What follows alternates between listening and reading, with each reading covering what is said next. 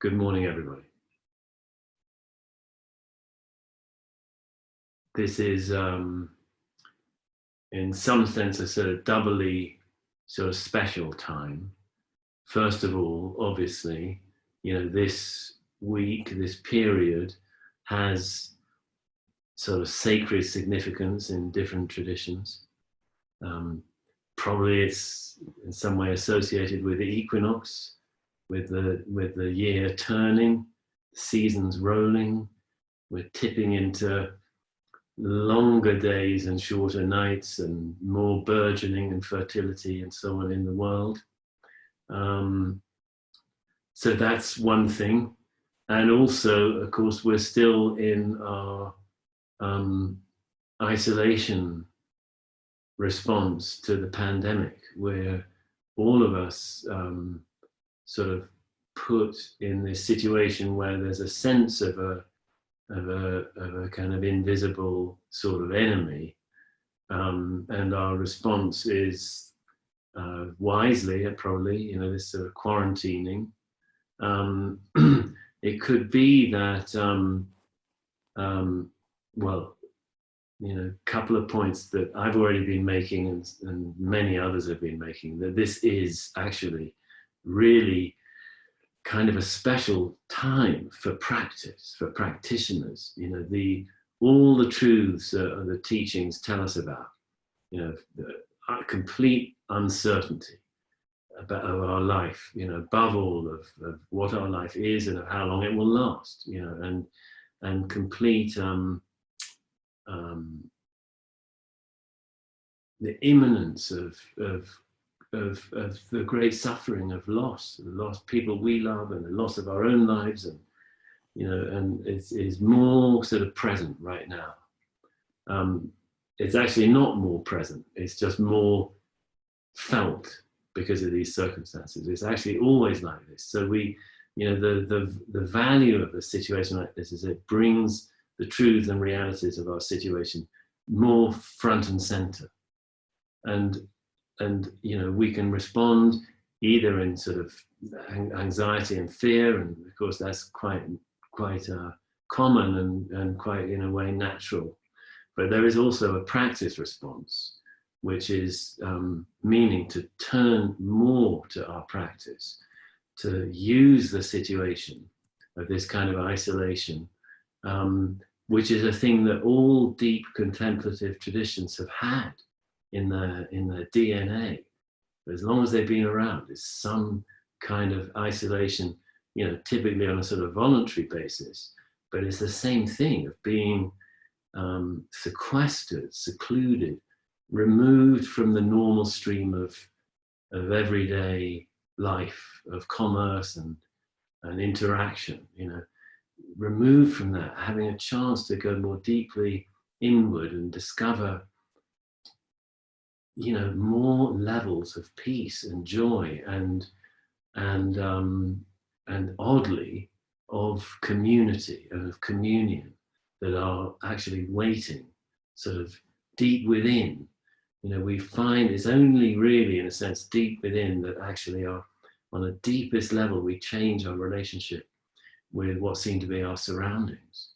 Sort of deep down, deep in our sitting, we can get down to the software programming where our sense of our relationship with what seems to surround us can be changed. We can be undone. Bugs in the system can be, sorted out. So it turns out that, we can find that our relationship with what seems to not be us is so different. And there's the additional ingredient here with the COVID-19 that, we tend to, as I was saying a moment ago, sort of cast it in the role of an enemy. So it's a sort of a threatening alien outside force. But from the deepest level of our experience, when we can get down to it through our deep contemplation practice, we find that that's not right. It's by no means an enemy, and it's not even separate from us, because in this self-isolation of contemplation, that's where we can find that we're not separate, that our deepest assumption of separateness is not the whole story. It's not the complete picture. So that's really and of course from that point of view, there really can't exactly be enemies. Not really. Sure, there's still the internal, so to speak, poisons or delusions. Buddhism talks about the three poisons, and there's dynamics within us that can get us into trouble, but they're not really, this idea of outside forces that are threatening us is undone on that level. But actually today I don't really want to talk about that level. That's the sort of deepest level of empty non-separation, which is always here.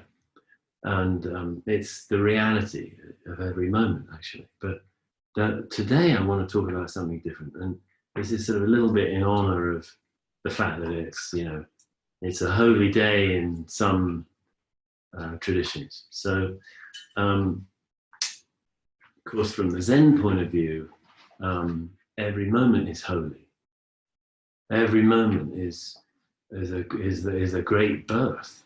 Every moment is us being born again, being arising again, as all this, that as we get clearer, we see that our intimacy with our surroundings is sort of absolute, and in a way our identity can even flip, so that we're not the wall, we're not the one looking at the wall, we're the wall. For those of you who like to turn and face the wall when you sit, if you're not facing the wall, facing the floor, we're not the one looking at the floor, we're the floor. That's an amazing thing to discover. And it's not just a sort of weird, psychotropic experience. It's not. And it when you really taste this. It's real. It's the most remarkable flipping around of our sense of reality. But and therefore, sort of on that level, when you taste that, it's got this quality of something, like something holy. It's something just so amazing to find this deep truth. It's true. That's, to me, something like what holy might mean. But anyway, not on that level today. I want to talk about, sometimes I've talked about these different levels of healing and of wisdom and of love. And often I talk about the first one, developing this sort of loving awareness. Sometimes I talk about the third one of really, going back into our deeper sort of consciousness that is not touched by anything.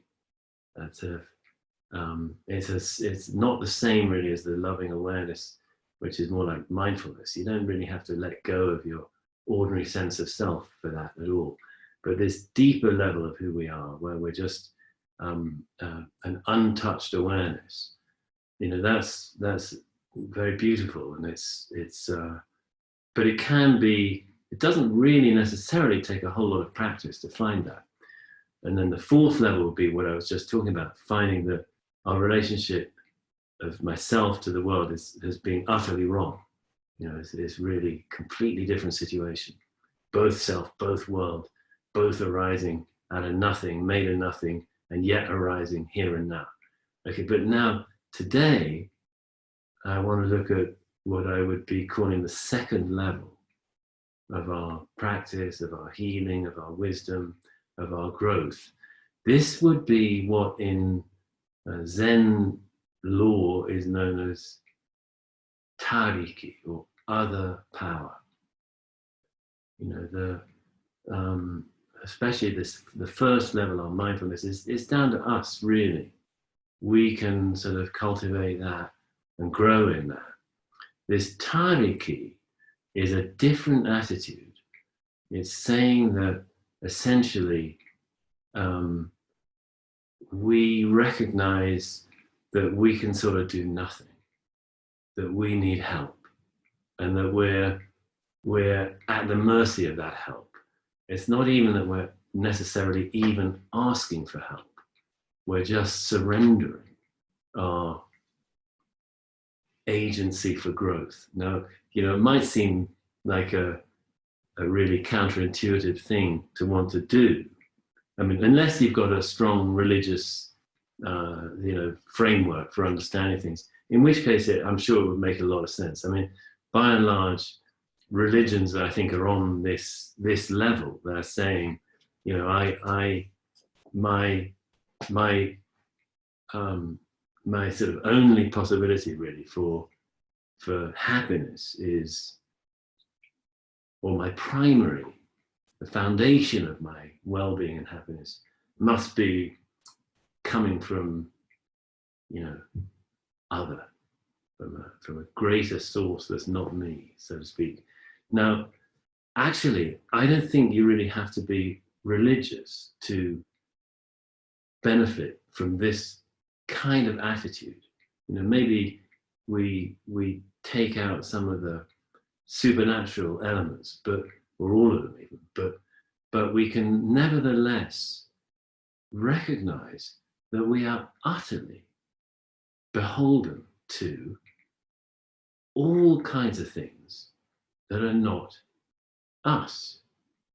We are 100% dependent on so many billions and trillions of things that are not us. If you just take the biomechanics of your own body, how many living things are in your body? The microbiome, the life of every cell, and these cells are so what's the word? Of many kinds, such an infinite variety of cells, all knowing how to be themselves, all knowing how to do what they're supposed to do and be as they're supposed to be. And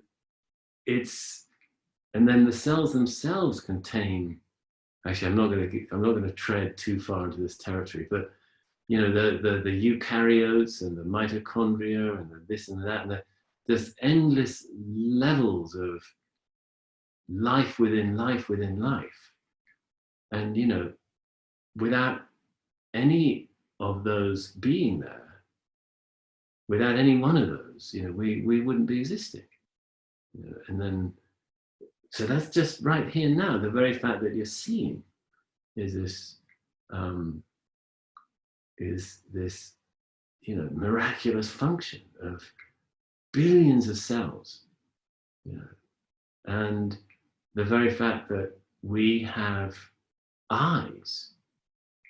Well, we're resting on how many hundreds of millions of years of evolution.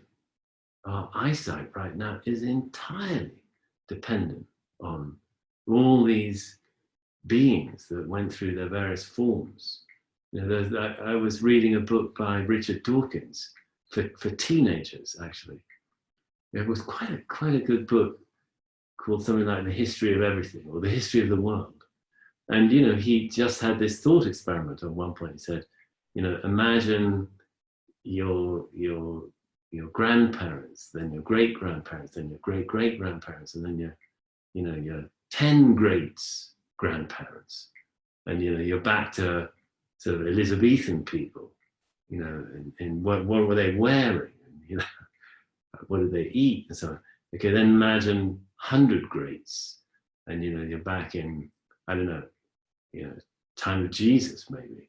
And then imagine 1,000 greats, and you're back in the somewhere in the late Paleolithic.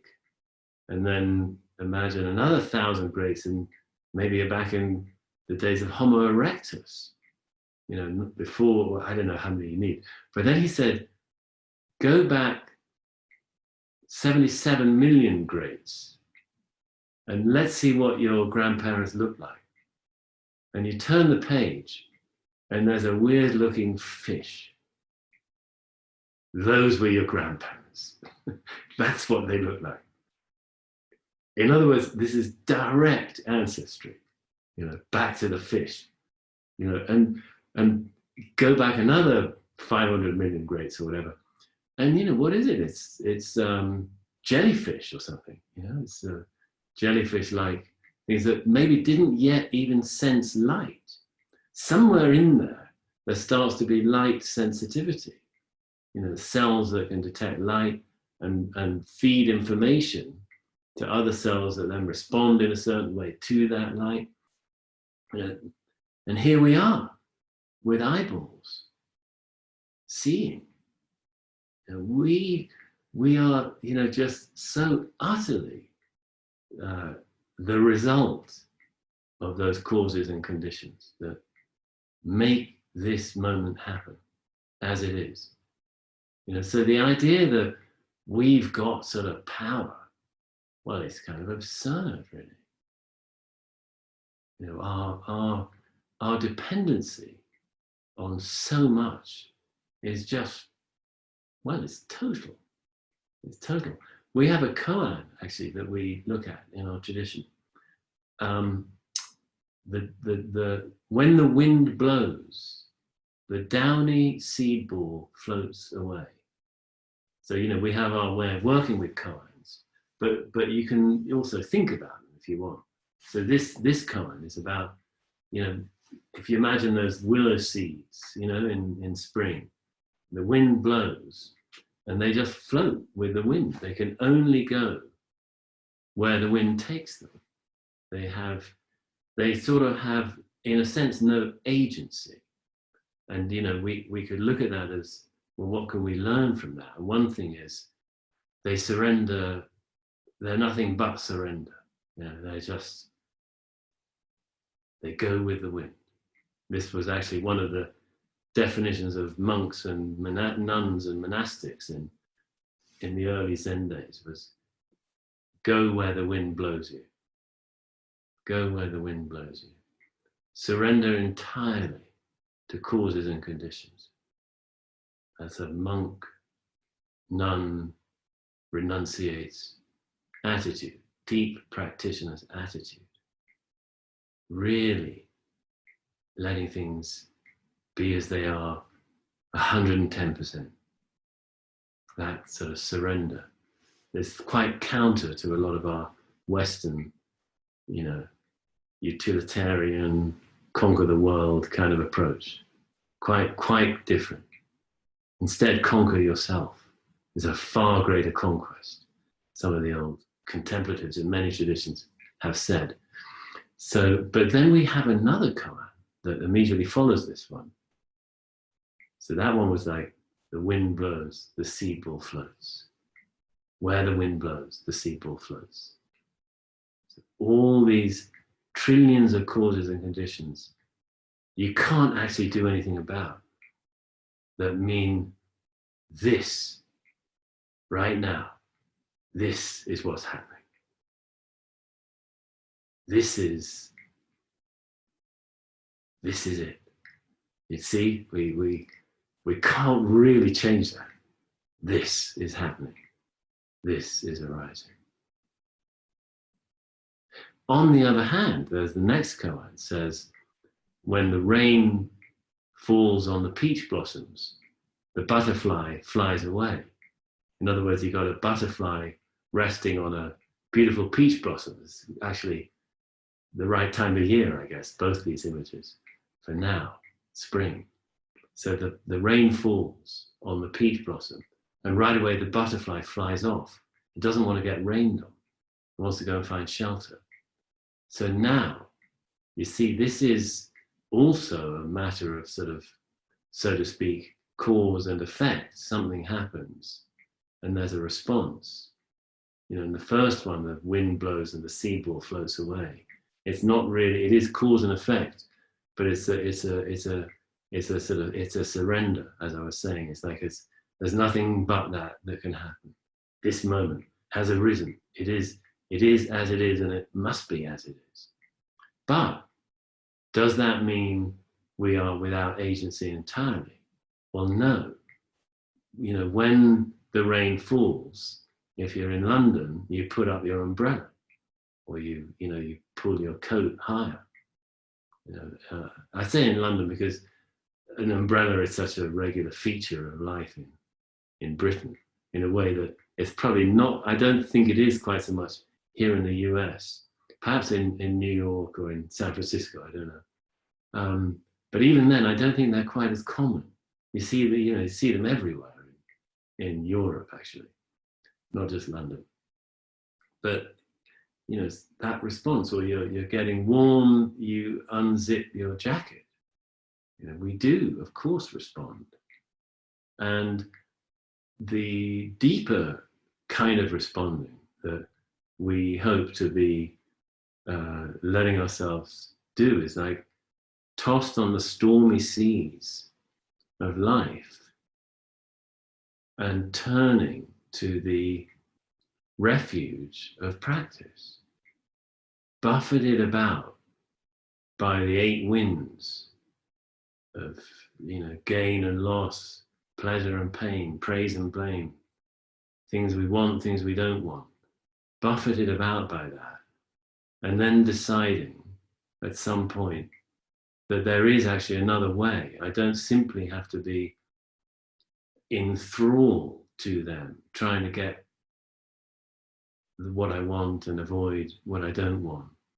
That's not actually that is not really the way to happiness.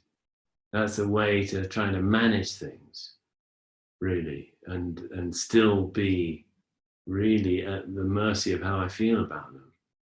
But the way of practice, the refuge of practice, the harbor, the safety, the shelter of practice is to say, I don't actually mind about those things. I don't mind about those eight winds. I'm going deeper. I'm going down underneath the programming that says, I want this and I don't want that. It's like being, buffeted about on the surface of the sea, and then realizing that the sea is very deep and that the deeps are peaceful with less turbulence, and they're really part of the sea. They're not something else. They don't mean that there isn't still the activity on the surface. They just mean there's a great depth of wondrous peace and joy and well-being that is, so to speak, what we're made of. It's, so to speak, what everything is made of. And it's here now. It's not something other. And that's in a way why I think this analogy of the surface of the sea, of the ocean, and the depth is a fairly plausible one, because we're not denying that there are waves. We're just discovering that even while there are waves, the waves are part of something vast and basically still and clear, transparent, just like water. So all the sort of ordinary level of our life where all the turbulence is, that itself is not separate from a boundless peace. So that means right now, as we're sitting sort of together here, strangely, we sort of are together, even though we're scattered around this beautiful planet, we're also actually together.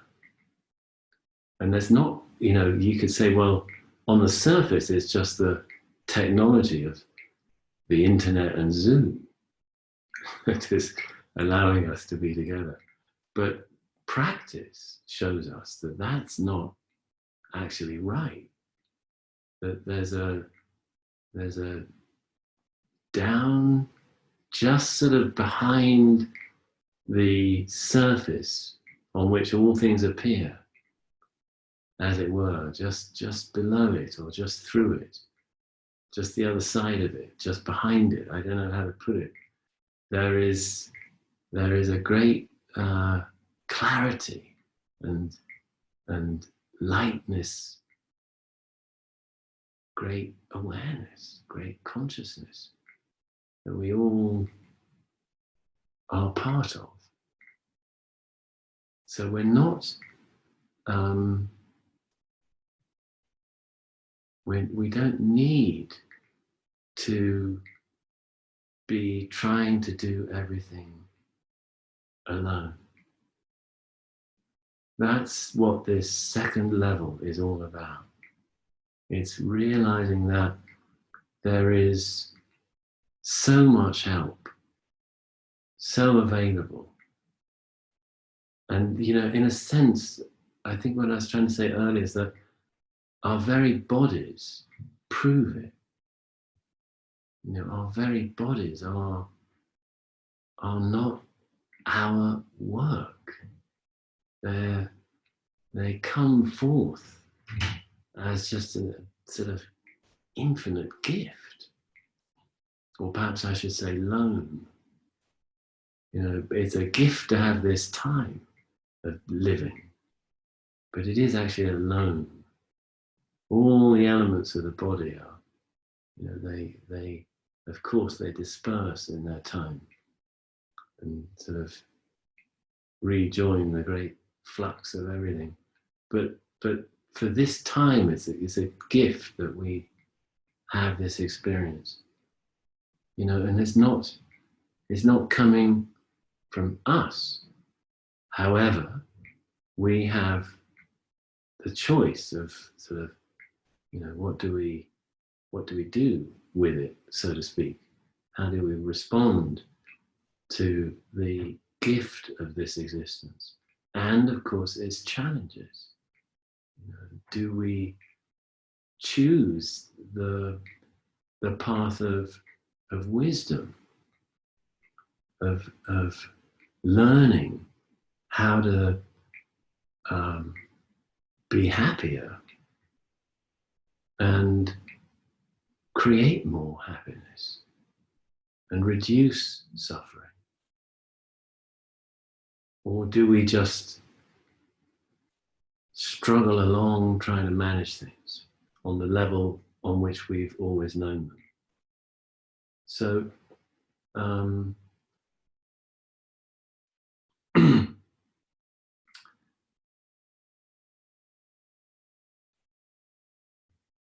well, obviously, everybody here has made that choice already, you know, has chosen the path of practice. That you all have some basic trust, enough trust to be practicing, to be sitting still, to be receiving the gift of existing.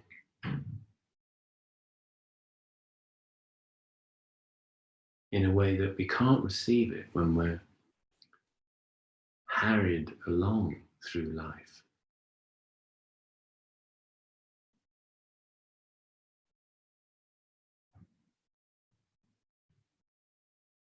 So my encouragement this morning is, or this afternoon, this evening for some of you, encouragement is to be opening our hearts to a sense of there being help, of our not having to do it all alone. of there being infinite support if we trust just enough. We find that it's possible to surrender, our need to understand and know, to let it go, let go of the need to understand.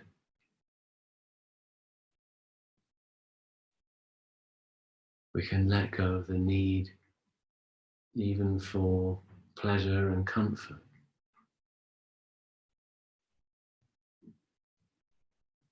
Find that we can make do with much less than we thought.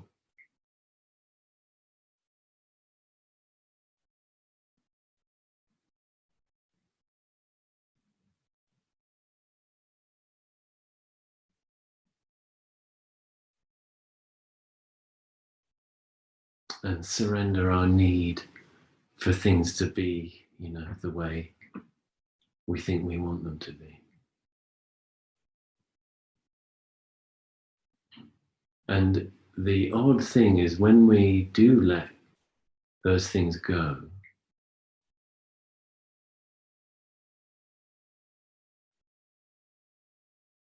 we find that our hearts may already be quite full of a simpler kind of love and joy and peace and fulfillment.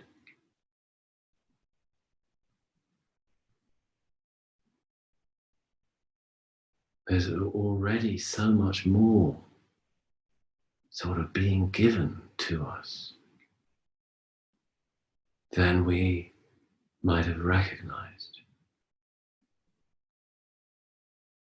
And it's very beautiful, wonderful to start to taste that. More beautiful and wonderful, probably, perhaps, than anything we could engineer, manipulate,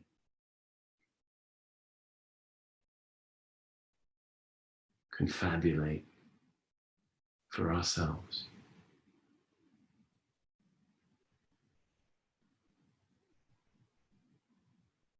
So it's the, it's on this level I'm talking about. It's, once again, it's a path of letting go.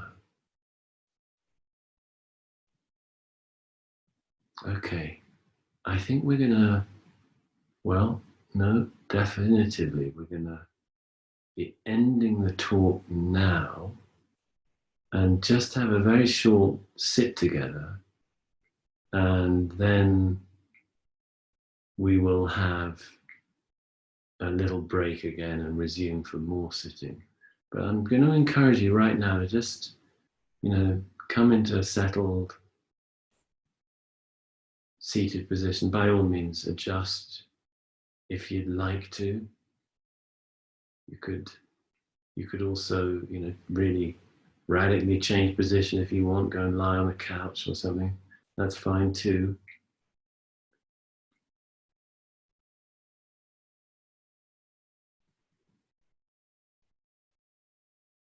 But let's just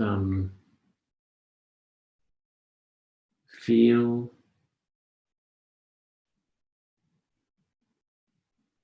body sensation,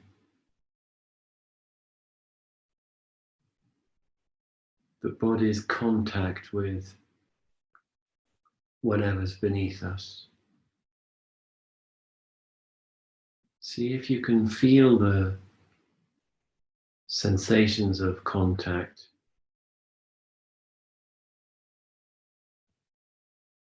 as a kind of single arising of sensation.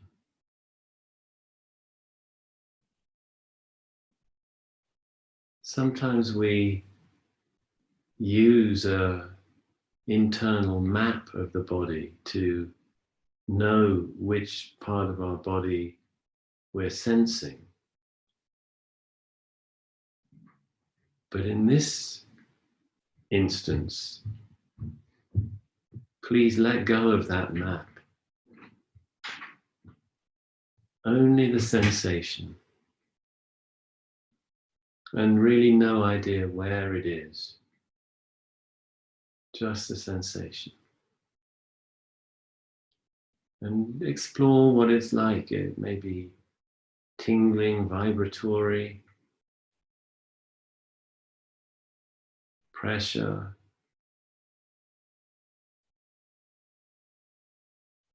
A lot of sensations seem to, in the end, resolve into kind of vibratory or tingling body sensations. Just so see if that's fitting for you now.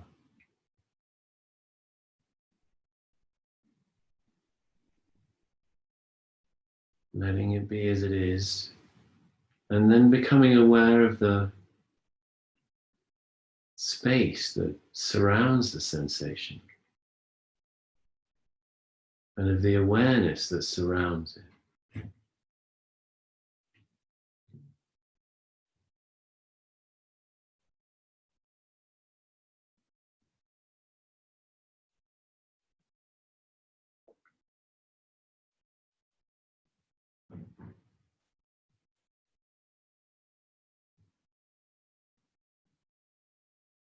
And let awareness move back behind the body.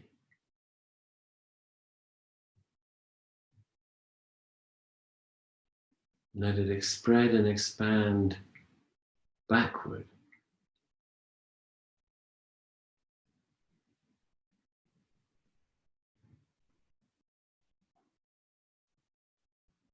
And perhaps to either side as well.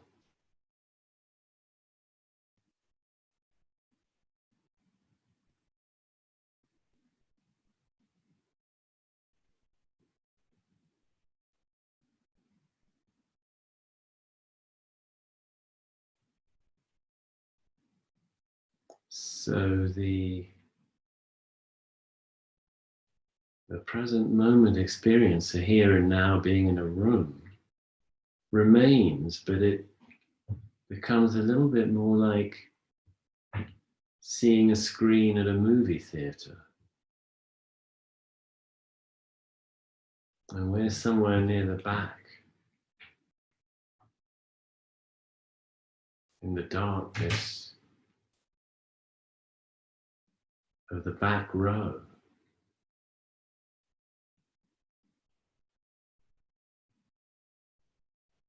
Even beyond the back row.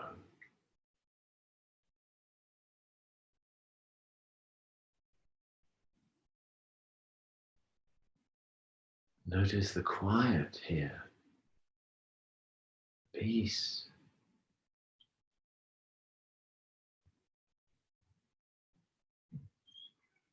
Ease.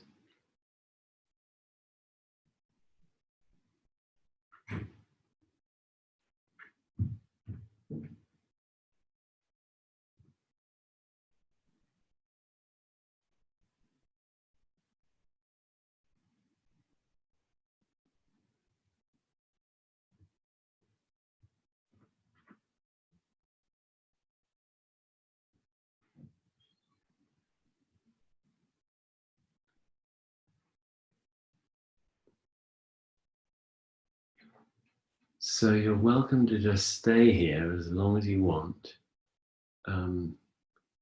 We will formally resume sitting at what I think is 11:30. That's in about 10 minutes. So you can just, if you want, just carry on as you are. And if you want a little break, by all means, see if you can, if you choose that, see if you can get up, remaining in this clear awareness, clear peace.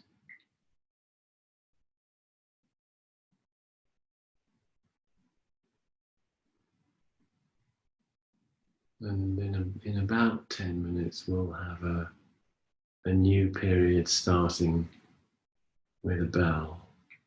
And thank you very much.